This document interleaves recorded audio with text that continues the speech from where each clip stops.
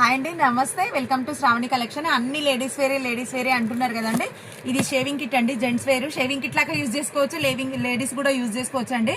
వాళ్ళ ఆర్గనైజర్లో మొత్తం బయట ట్రిప్స్కి వెళ్ళినప్పుడు, నార్మల్గా అయినా ఇంట్లో ఉన్నప్పుడైనా దేనికైనా పెట్టుకోవచ్చు అండి.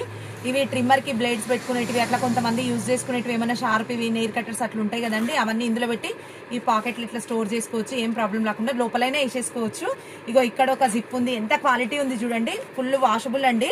మనం కూడా ట్రిప్స్కి వెళ్ళినప్పుడు తీసుకెళ్ళొచ్చు, ఇంట్లో అయినా ఏమైనా వేసి పెట్టుకోవడానికి చాలా బాగుంటుందండి.